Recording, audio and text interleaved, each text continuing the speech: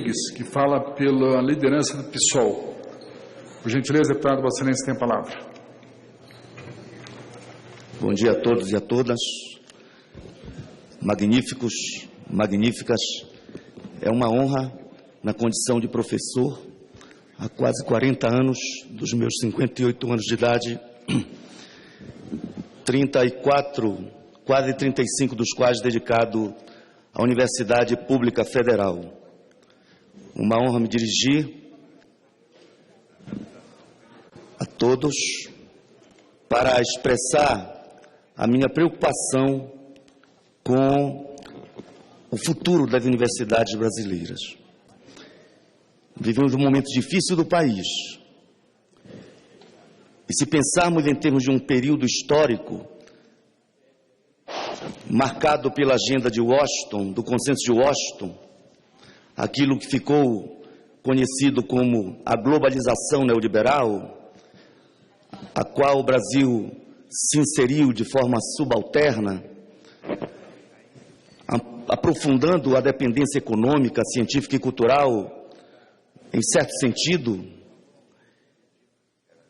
é paradoxal, como apesar de tudo isso, as resistências se dão e nós avançamos.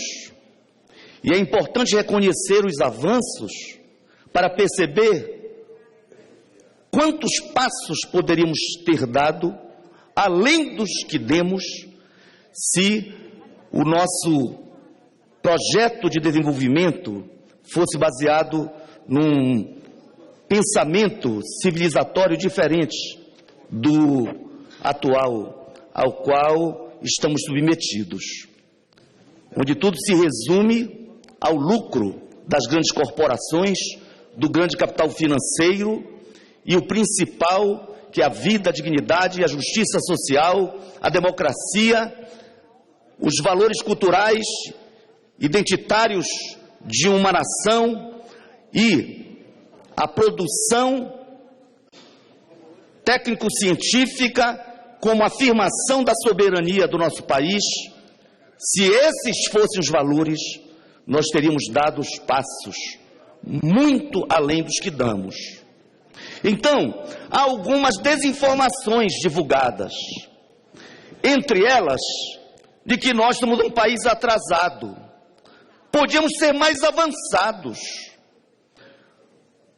Mas as pesquisas, os artigos científicos estão cada vez mais sendo lidos pelo mundo técnico-científico, produzidos a partir do nosso território, ou de brasileiros em outros territórios, das grandes universidades do mundo, em pesquisas técnico-científicas que consorciam universidades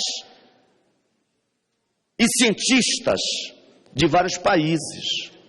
Se pensássemos ao longo da história, apesar de sermos um país que às vezes dá uma sensação de sermos uma republiqueta de banana, mas a rigor somos um país tão poderoso, e esse poder pode ser demonstrado nas grandes invenções feitas ao longo da história, algumas até recentes e tão importantes. Eu perdi a memória dos telefones. Antes, há 10 anos, eu era obrigado a ter na mente centenas de números. Isso não foi ruim necessariamente, porque agora tem um BINA criado por brasileiro. Eu sou do estado do Pará, fala-se em Dumont, eu posso falar em Júlio César Ribeiro, que num período inclusive anterior a Dumont, já projetava para o mundo um dirigível. Na área, apesar dos parcos investimentos, somos referência histórica e mundial, inclusive na contemporaneidade. E nós temos um diferencial que os outros não têm. Não se pode falar na Rússia, como hoje as manchetes mundiais, tentando domesticar o novo mundo chamado Lua, sem ligas na área da indústria metalúrgica, com materiais importantes como o nióbio. 90 e tantos % do nióbio mundial está em território brasileiro. E mais, ainda não foi divulgado, mas no meu estado se descobriu minas de nióbio superiores aos que hoje são conhecidos, estão centrados fundamentalmente em Minas Gerais.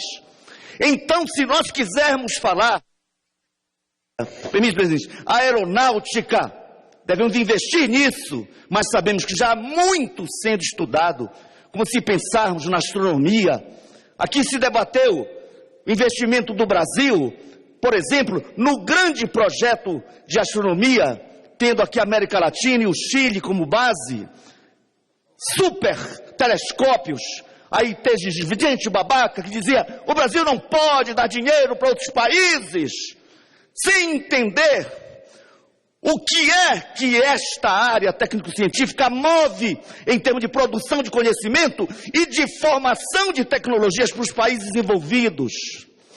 Olha, senhores, nós temos hoje, diferentemente de há 10 anos atrás, mais de 700 mil mestres e doutores. São muitos milhares de... Permita, presidente, é a fronteira, aliás, eu sou geógrafo no doutorado. Tem que ter cuidado quando usa certas expressões que são conceitos da geografia, mas eu vou abusar. A fronteira do conhecimento tem o Brasil na ponta da produção também.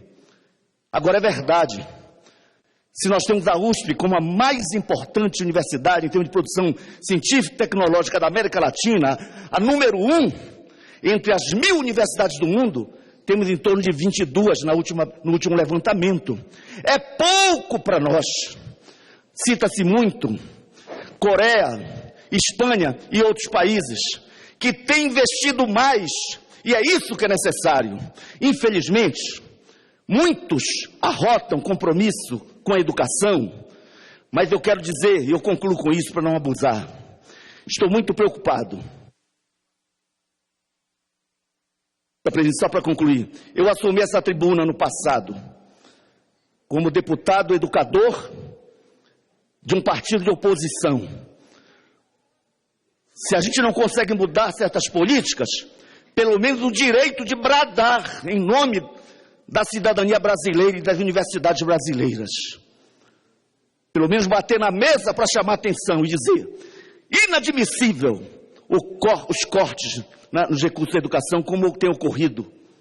E no ano passado, mais de 10 bilhões, deixando a situação das universidades em geral e das universidades públicas em particular, realmente de forma tão depreciada, a ponto de uma universidade que é a maior universidade pública federal do país, uma das maiores da América Latina e uma das mais bem avaliadas do mundo, como a UFRJ, sem ter papel higiênico, como aqui foi falado, sem...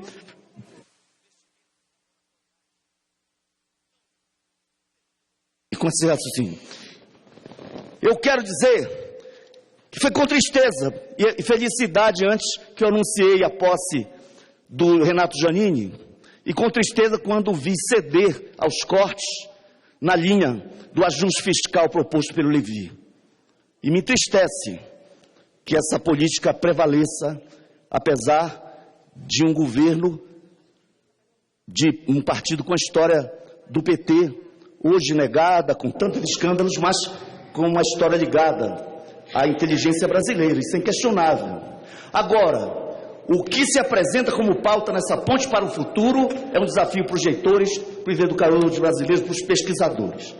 Porque submeter ainda mais o nosso país a um sistema da dívida, a esse consenso de Washington, a essa agenda neoliberal, entre outras coisas, eu quero concluir hoje. Veja as manchetes de hoje.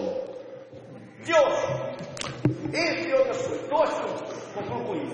Para ter o apoio do PSDB, uma exigência está sendo feita pelo PSDB, com aval do Fernando Henrique. Por gentileza, é que eu vou concluir com esse raciocínio, que o Temer não queira ser reeleito, ou seja, acabar com a reeleição. Isso é bom para o país até.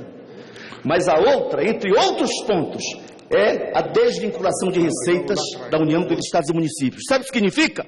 Que o investimento mínimo constitucional em educação, em saúde e outras áreas estratégicas não existirão mais. Significa dizer que se corta 10 bi, pode se cortar 20, 30, deixar à míngua a educação pública. E nós sabemos que num país como este, submetido ao sistema da dívida, o que vale é lucro de banqueiros. Basta dizer, se corta 10 bilhões, infernizando a vida das universidades, mas se paga de juros no ano passado, ao dia, 2,7 bi.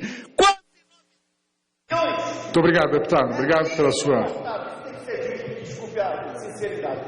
Obrigado pelas suas palavras. Quero agradecer.